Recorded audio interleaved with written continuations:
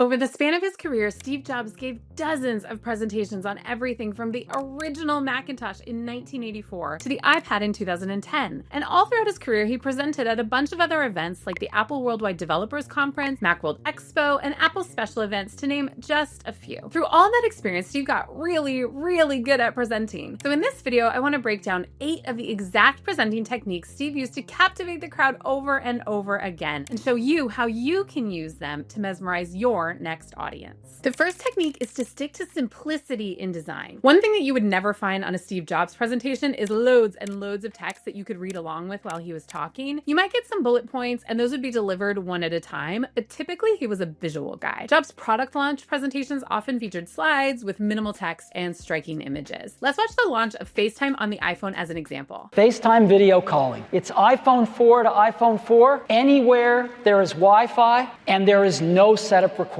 You don't have to find a server. You don't have to type in anything. You don't need a special code. You don't need a buddy list. You just make a phone call. Did you notice how the images on the screen really captured the emotion of FaceTime? Those two faces, each mirrored on the screen, talking to each other happily. You could really get the sense of what FaceTime was without needing to understand every single detail of the technical specs. He really wasn't trying to sell us on what's included, but how you would feel when using it. The next technique that you can steal from Steve Jobs is to use a storytelling approach. If you think about the product launches that Apple did during Steve Jobs' time as CEO, they were major events. People wanted to be in the room to see what was coming next. There was always speculation, but of course that wasn't real until it was presented. And Steve knew that better than anyone. He knew the presentation had to deliver on this anticipation. He would use story to build up and get the audience so excited and ready to hear the key point of his presentation. Let's take a look at the launch of the first iPhone in 2007 as an example. This is a day I've been looking forward to for 2.5 years. Every once in a while, a revolutionary product comes along that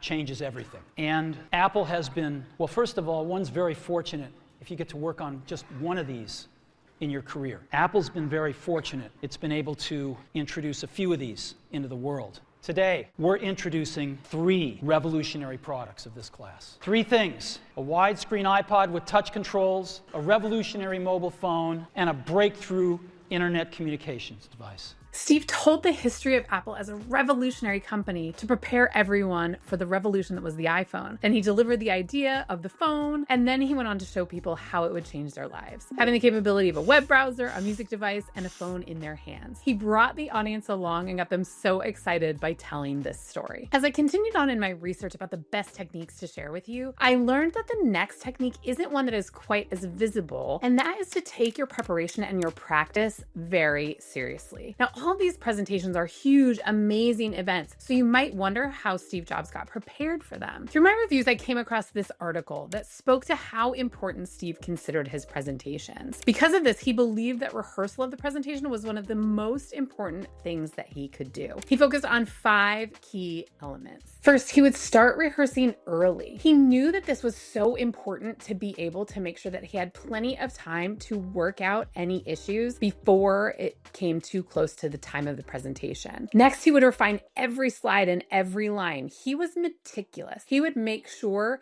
that all the gestures and everything he was doing had a purpose. Next, he would rehearse out loud. This was really important to Jobs. He would grab people from the company and he would present in front of them. He wouldn't just do this out loud for himself, he would do it in front of other people. And after that, he would ask for feedback on what he had presented. He wanted to make sure that his messages were landing before he finalized his presentation. And then the last piece is that he would schedule dress rehearsals. He would take off the entire month before a key event to make sure that he had everything ready to go. And he did it just like he was going to present it live. All of this preparation was so critical that he made it a point to really ensure he did it for every single key presentation. And you can do that too. Our next technique is to focus on the benefits of your product or your idea, not just the features. Jobs often framed his presentation around Apple's products would improve the users' lives rather than just listing their features. Because anyone can compete on features, but competing on feelings is quite a bit harder. It means you have to start with the problem your product or idea solves and work backwards to how that will make your audience feel when it's solved. There's a great example when the Retina display was introduced that we're gonna watch now. We can get far more precision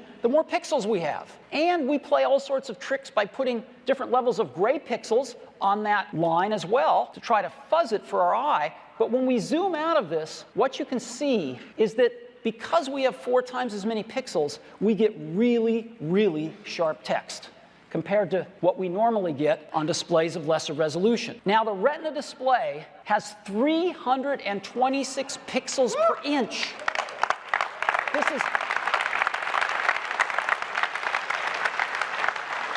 There's never been a display like this on a phone. People haven't even dreamed about a display like this on a phone. But it's more than that.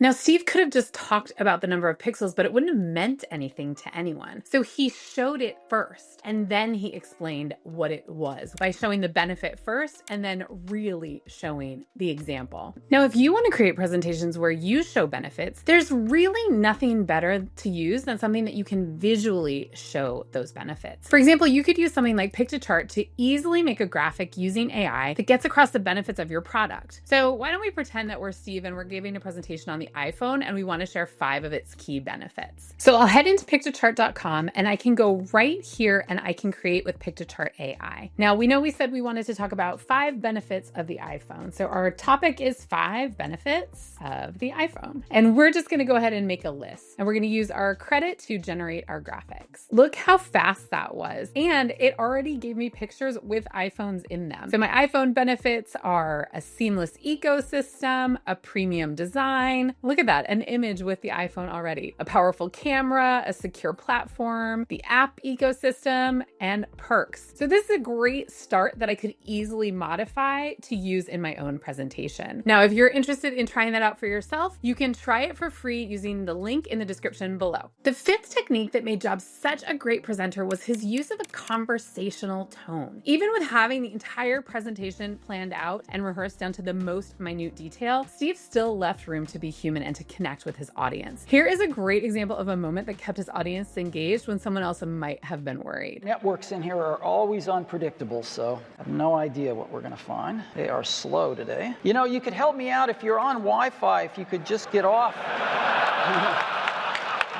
I'd appreciate it.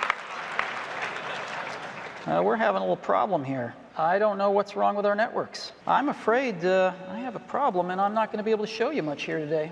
Did you notice how this made the audience a part of the conversation? Rather than it being a performance, it becomes a dialogue. Steve really liked to be real and lead his presentations with where he was in the day. It's so thin, it even fits inside one of these envelopes that we've all seen floating around the office. And so let me go ahead and show it to you now.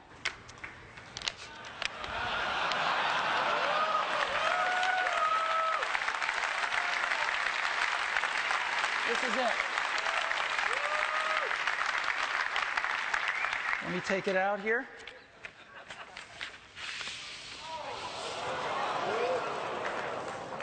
This is the new MacBook Air, and you can get a feel for how thin it is. Yeah, there it is. Look at this. Now, I don't know if the audience is going to remember the exact specs of that brand new thin MacBook Air, but they are definitely going to remember that it fit in a manila envelope. And they will remember that moment when he slid it so nice and slowly out of the envelope to really present the beautiful machine that he was so excited about. Use analogies and metaphors. Analogies and metaphors will take something from a concept to something that your audience can truly grasp, something they can really hold on to. Jobs demonstrated this when he compared the iPod's storage capacity to 1,000 songs in your pocket, which made its value immediately clear. There it is, right there.